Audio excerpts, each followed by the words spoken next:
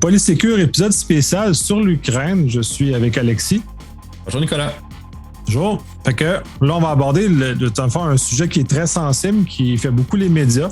On ne parlera pas du problème sur le terrain parce qu'on n'est pas spécialisé là-dedans. On va vraiment s'intéresser au côté cyber parce qu'il y a beaucoup d'énervement depuis ce temps-là. Donc, je pense qu'il y a un peu de clarté à avoir sur tout ça et comment vraiment interpréter les informations. Fait que je vais te laisser commencer avec un peu une forme d'historique des premiers événements qu'il y a eu justement au début du déclenchement de cette guerre-là. Oui, voilà. Dans le fond, on va remonter à la semaine du 21 mars. 21 février, dis-je. Donc, quelques jours avant vraiment l'invasion sur le terrain là, des Russes en Ukraine, il y a eu des premiers signes de cyberattaques qui ont été détectés. On parlait surtout d'attaques de type déni de service. Donc, il y a des systèmes, des sites web en Ukraine qui ont commencé à tomber, qui étaient plus disponibles. Puis, quelques jours plus tard, le 23 février pour être précis, ISET a détecté les premiers signes d'un wiper.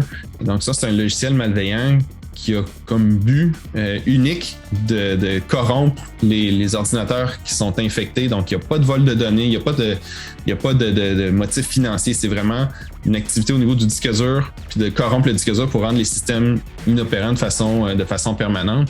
Et les premières exécutions de ce wiper-là ont eu lieu quelques heures seulement avant l'entrée des forces russes sur le terrain. Par après, on a découvert d'autres modules liés à ce premier wiper-là qu'on a appelé Hermetic Wiper. En fait, je dis mais ça a été une espèce de consensus sur Twitter parce qu'on l'avait pas nommé initialement. Là. Donc, Hermetic Wiper, qui est le premier, on a découvert un composant qui permettait de propager le wiper dans des réseaux internes. Puis je dois le préciser, là, la propagation, c'était vraiment très, très limité. Là, on est loin d'un cas comme NotPetya qui exploitait une vulnérabilité qui pouvait se propager partout dans le monde. Là. Donc, c'était assez limité. On a aussi découvert une deuxième famille de Wiper qu'on a appelé Isaac Wiper qui avait essentiellement les mêmes objectifs là, de rendre les systèmes inopérants. Puis, ce qui est intéressant là, de noter, c'est que ces deux wipers-là semblent avoir été développés à partir de zéro là, pour cette attaque-là ou ces attaques-là. Il n'y avait aucune similarité au niveau du code avec quoi que ce soit qu'on n'a jamais vu dans le passé. Donc, et on a vu uniquement ces logiciels malveillants-là être déployés en Ukraine. On les a vus nulle part ailleurs en date du 10 mars 2022. Là, on a vu que de l'activité en Ukraine.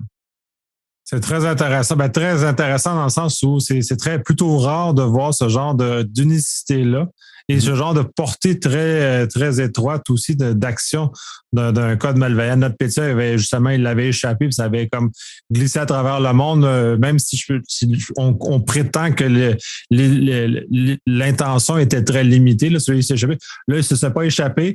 Puis c'est vraiment du code qui, ce que tu mentionnes, est tout nouveau. C'est-à-dire qu'il se préparait quand même depuis plusieurs semaines, là, on peut supposer. Là.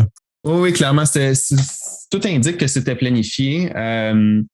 Il y a un élément technique dans l'attaque qu'on a noté, c'est l'utilisation d'un certificat de signature numérique de code exécutable qu'on appelle Code Signing Certificate, qui a été émis là plus tôt. En fait, le certificat comme tel a été émis en 2021. Et ensuite, il a été utilisé pour signer ces logiciels malveillants-là. Dans un des cas, dans le fond, il y a plusieurs organisations en Ukraine qui ont été affectées. On en a investigué certaines là-dedans. Puis une d'entre elles, le Hermetic Wiper, a été déployé à l'aide d'une GPO, à l'aide d'une policy du domaine Windows là, en question. Donc, c'est clair à ce moment-là que l'attaquant avait déjà le contrôle du réseau bien avant le lancement de la policy puis le déploiement de Hermetic Wiper. Donc, ça s'est fait de façon calculée, c'est certain. Intéressant, justement, qui était déjà rentré dans le réseau. C'est vraiment ce qu'on pourrait qualifier une attaque beaucoup plus sophistiquée que ce qu'on était habitué de voir. Puis, probablement qu'il était patient puis qu'il attendait le bon moment pour déclencher la dite situation. Fait que c'est très très intéressant au sens technique de la chose. Est-ce qu'il y a eu d'autres cas comme ça que vous avez repérés dans la même période? En fait, non, l'activité a cessé assez rapidement au niveau des wipers. Puis, on a eu la chance de les analyser en détail. On a essayé, en fait, une fois le moment de très intense d'analyse préliminaire puis de partage de l'information, là, on a évidemment communiqué de l'information à différents partenaires là, pour qu'ils puissent se défendre contre ces wipers-là. On a essayé de lier ces attaques-là à des groupes ou à des acteurs connus qu'on aurait pu déjà avoir observés. J'ai mentionné qu'il n'y avait pas au niveau du code, il n'y avait pas de similarité, mais on a essayé de s'intéresser à d'autres aspects techniques de l'attaque. Est-ce qu'il y avait de l'infrastructure utilisée par les attaquants qu'on avait déjà vu ailleurs? Est-ce qu'il y avait des traces ou des indices qui pouvaient nous dire « Ah, ça c'est APT28 ou APT29 ou un groupe connu. » Et en fait, on n'a trouvé absolument rien. Pour nous, on considère ça comme une attaque faite par un acteur malveillant nouveau, non classifié, là, parce qu'on ne le connaît pas encore. C'est très surprenant. J'imagine qu'on peut y supposer que c'est soit un acteur actuel qui est juste retoulé ou vraiment littéralement tout pour son besoin, dans lequel ce de la cyberguerre qui lui a été commandée, ou littéralement des employés finalement de la Russie qui sont chargés de faire ce genre de choses-là. Mais c'est pas à ce que cherche leur modèle. Ils préfèrent utiliser des privateers, ils préfèrent sous-traiter ce genre de travaux-là plutôt que d'avoir ça à même leur payroll. Oui, ça, pour nous, c'est bien difficile à déterminer, mais c'est particulier parce qu'on aurait pu s'attendre à ce que des groupes connus soient utilisés ou soient impliqués dans ces attaques-là. Il se passe des choses en Ukraine depuis plusieurs années, des choses uniques au niveau des cyberattaques.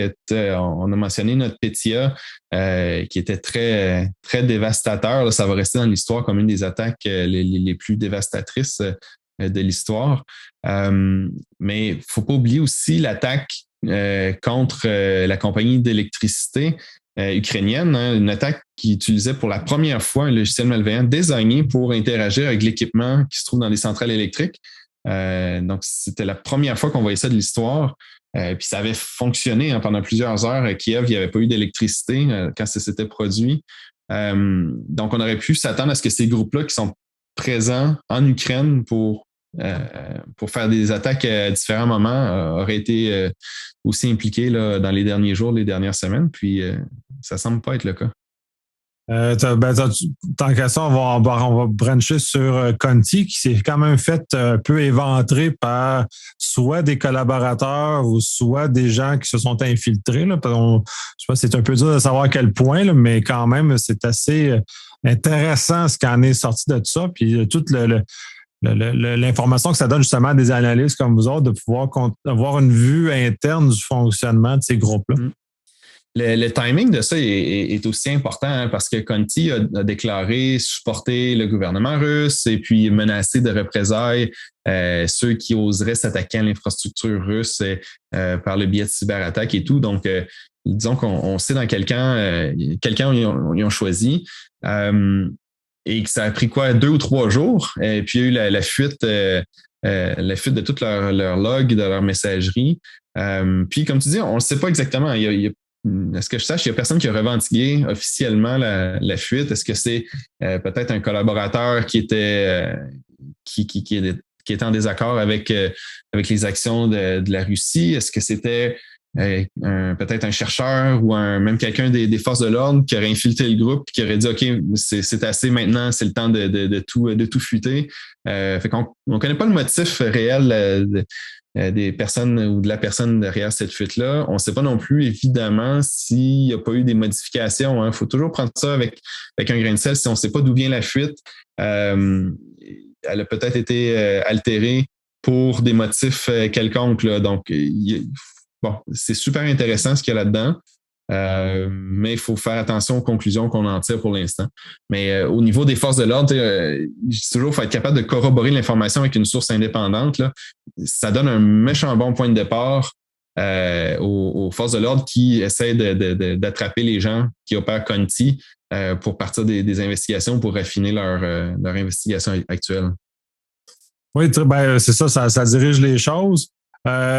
Dans le timeline général, tu avais fait le tour ou tu as d'autres choses que tu aimerais aborder dans les différents événements qui se sont passés, là, depuis la chronologie depuis le début? Non, pour ce qui se passe en Ukraine, je pense que ça fait le tour. Ça fait le tour des événements marquants. Ça s'est vraiment passé. Le gros, là, c'est entre le 25 février puis la fin du mois. Et maintenant, on voit plus vraiment. En fait, on voit plus de signes d'attaque spécifiques comme on a vu là dans ces moments-là avec des wipers. Est-ce que ça concorderait avec la coupure qu'on a eue? Ben, les coupures Internet, il y en a eu plusieurs depuis. Là. Autant la censure interne qui est appliquée de plus sauvage et les grands transporteurs qui commencent à couper les liens. Certaines personnes disent qu'il commence à avoir une réduction du bruit, entre autres des trolls, qui commencent à être beaucoup moins bruyants depuis que finalement l'Internet russe est limité. Là. Est-ce que vous avez vu des éléments comme ça qu'on peut rattacher avec des changements de cette nature-là? Ouais, c'est pas quelque chose qu'on suit attentivement au niveau disons de la censure ou des canaux de communication que les trolls pourraient utiliser et tout. Je sais qu'il commence à avoir beaucoup de restrictions au niveau des médias qui sont clairement des médias contrôlés par le gouvernement russe, qui sont retirés de certaines plateformes. On a vu il y a peut-être une chose qu'on peut mentionner, c'est des attaques ou des incidents de type hacktivism. Donc, il y a eu on a vu Anonymous à peu près au même moment où Conti s'est levé. Anonymous a aussi lancé un appel.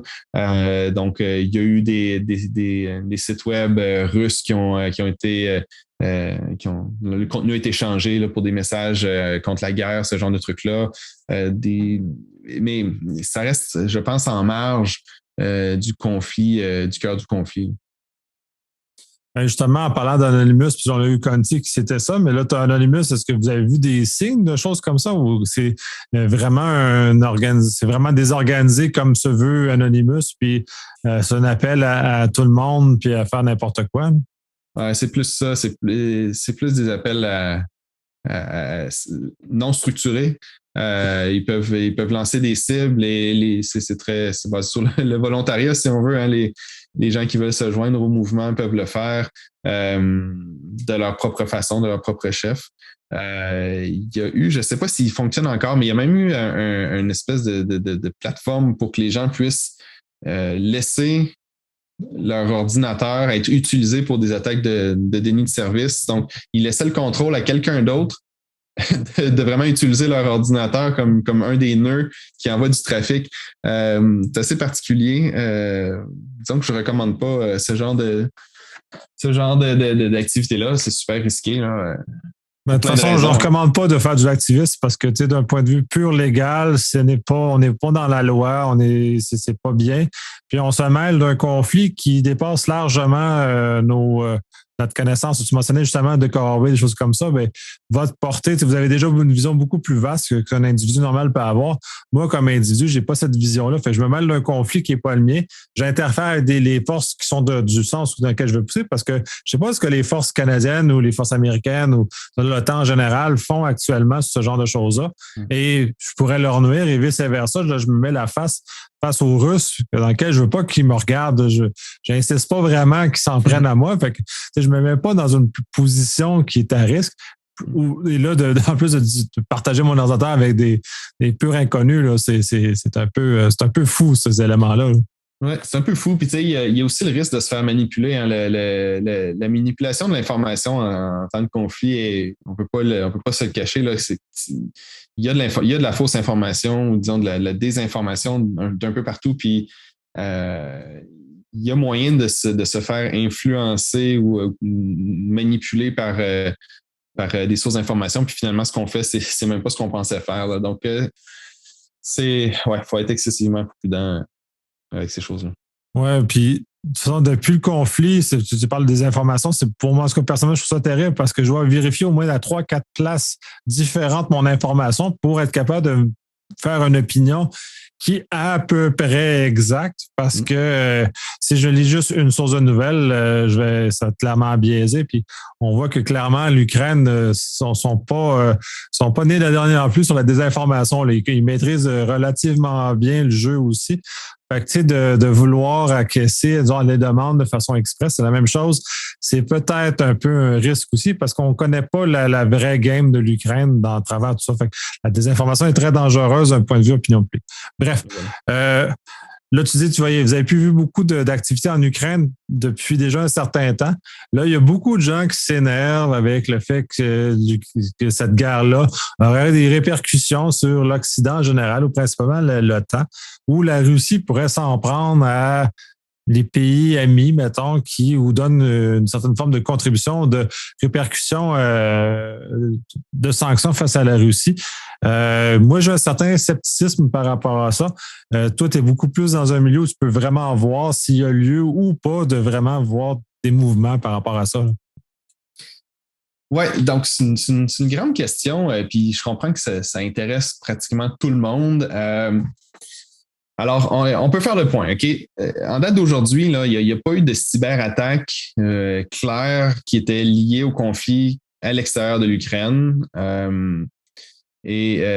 Toutes les attaques normales, là, c'est plate à dire, là, mais les Conti, les Emotet de ce monde, là, ils n'ont pas arrêté de travailler.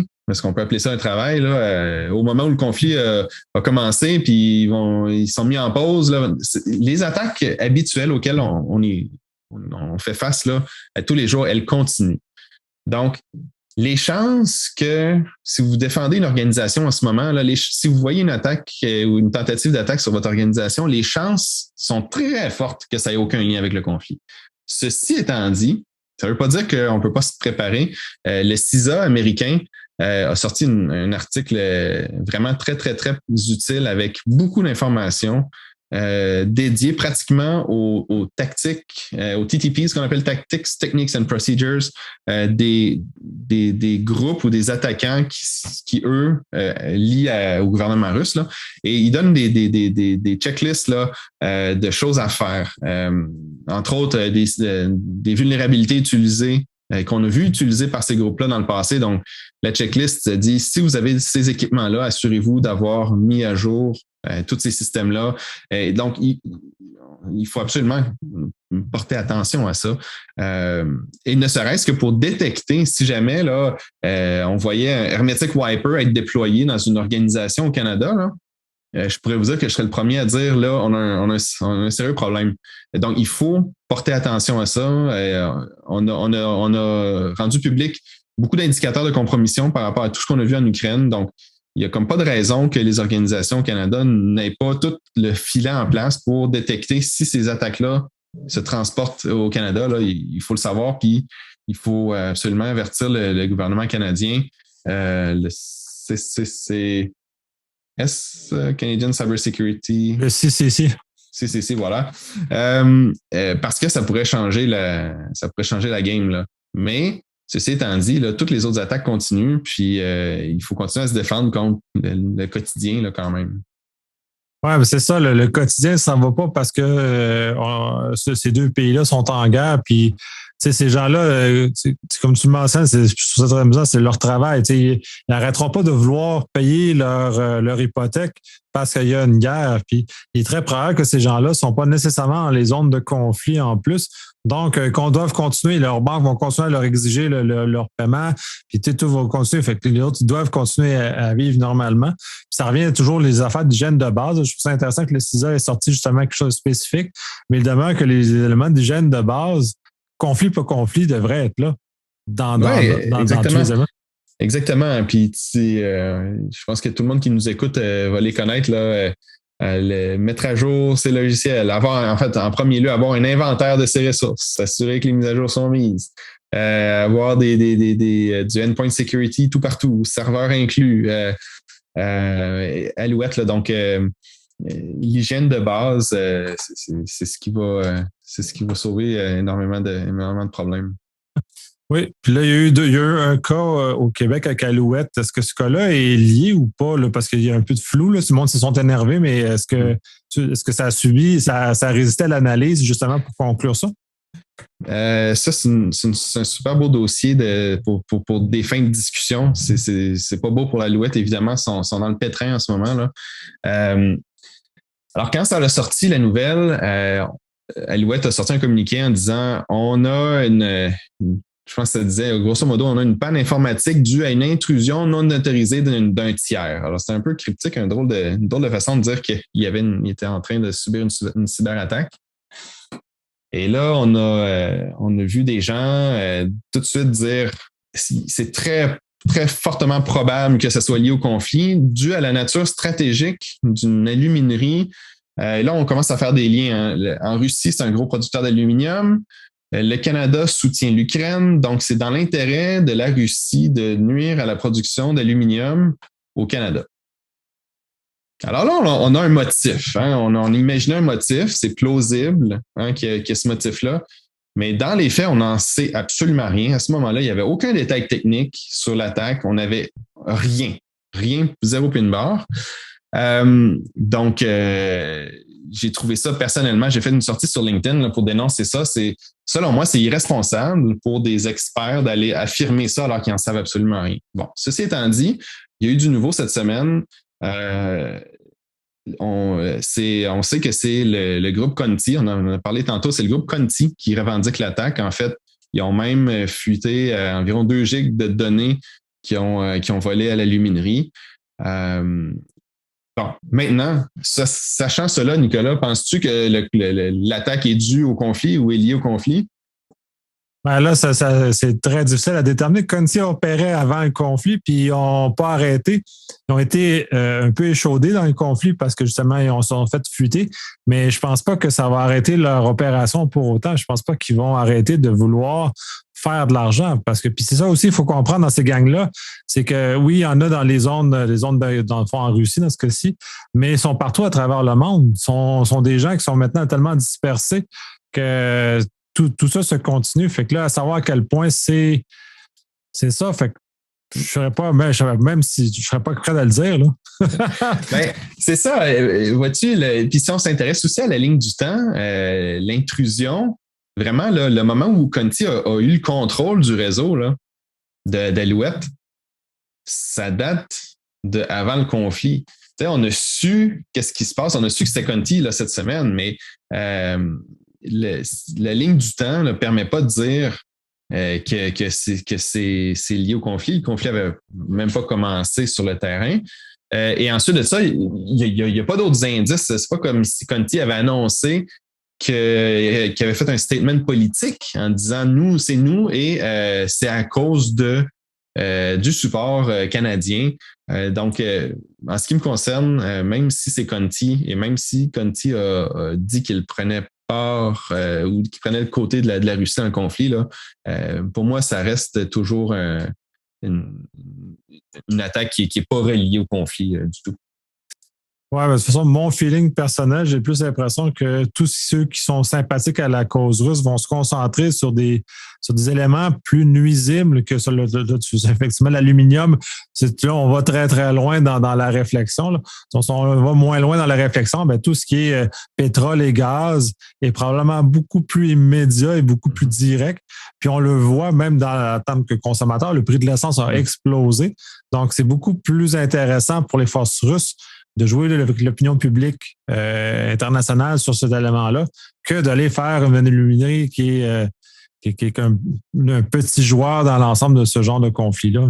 Oui, voilà. Puis là, ça devient une analyse presque géopolitique, puis c'est un sujet qui me passionne, même si je connais pas je suis pas un spécialiste, je n'ai pas étudié là-dedans non plus, mais moi, je me reviens toujours aux faits, puis qu'est-ce qu'on peut observer concrètement, puis c'est sûr que quand même dans nos travaux d'analyse, d'attaque et tout, on peut se permettre de poser certaines hypothèses pour expliquer un certain comportement, ce genre de truc-là, mais on est capable de mettre un niveau de confiance. On va dire, nous croyons que ce qui s'est passé, c'est ça, avec un niveau de confiance moyen, à cause de ces éléments-là observables ou observés. Tac, tac, tac, tac.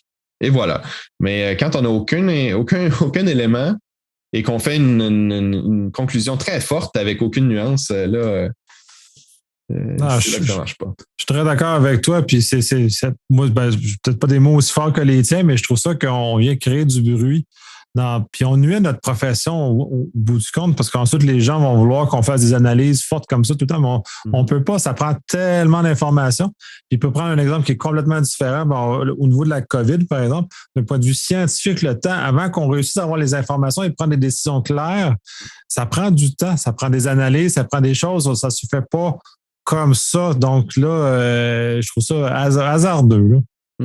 Puis, tu sais, ça ne veut pas dire que s'il y a des fois, il y a on fait des rapports des fois sur des attaques, puis on n'a pas toute l'information. Mais peu importe, le petit peu d'information qu'on a peut servir à bâtir des défenses. Peut-être que les défenses seront exagérées ou seront un peu à côté de la traque, mais des fois, dans le souci du moment, là, c'est important de le faire quand même. Parce qu'au pire, on se protège pas tout à fait complètement, mais ça peut aider. Mais là, de tirer des conclusions qui peuvent avoir un impact géopolitique majeur, tu sais, d'aller dire que c'est les Russes qui nous attaquent, là. C'était ça le message qui était véhiculé. Les Russes attaquent le Québec. Wow, minute, c'est pas fondé, là. C'est pas fondé. Et imaginez que le Canada fasse très bien, on riposte. Voyons, tu sais, basé sur quoi? Je suis sûr que le Canada ferait pas ça ou il le ferait pas avant d'avoir contre-vérifié de plusieurs sources. Puis c'est ça le travail du renseignement, hein. C'est de contre-vérifier des sources pour avoir de l'information à un niveau de certitude élevé avant de prendre des actions aux conséquences importantes. Oui, de toute façon, pour en fait plusieurs gestions de crise, l'attribution n'est pas tellement importante que on essaie de commenter le problème avant. Puis, tu sais, le feu est pris dans la bâtisse, on va éteindre. On ne cherche pas c'est qui a mis le feu dans la bâtisse, on cherche juste de l'éteindre le plus efficacement possible. Fait que là, dans ce cas-ci, c'est comme ça. Mais en plus, là, on agite un peu tout le spectre politique de ce conflit-là. Je crois qu'il est, somme toute, malsain dans la réflexion, qu'on devrait être beaucoup plus rationnel et plus posé sur le sujet. Oui, tout à fait d'accord. Plus posé. Fait que moi, ça fait le tour. Est-ce que tu as d'autres choses à ajouter sur cet événement-là? Est-ce que du moins dans l'état où il est présentement? Non, je pense qu'on a fait le tour, là. Je pense que comme tout le monde, on est tous à l'affût de tout mouvement, toute nouvelle apparition là, d'une attaque dans ce conflit-là. Puis peut-être juste un rappel à tout le monde, si vous ne l'avez pas déjà fait, allez voir l'article du CISA. C'est une super bonne ressource. Puis ça vaut la peine. Hein. On ne peut pas changer la posture de sécurité d'une organisation en une semaine seulement parce qu'il y a un conflit en quelque part dans le monde. Là. C'est une bonne occasion de faire le bilan, de dire est-ce qu'on était prêt, là? Est-ce qu'on aurait été prêt à faire face à la musique, puis de tout de suite s'y mettre à faire des améliorations dans les bons domaines qui sont peut-être pas bien protégés en ce moment. Ben, c'est super. Mais merci énormément de ta contribution. Moi, j'ai appris même beaucoup de choses à travers ça, de certains éléments que j'étais moins familier. Très apprécié. Merci énormément. Merci, Nicolas.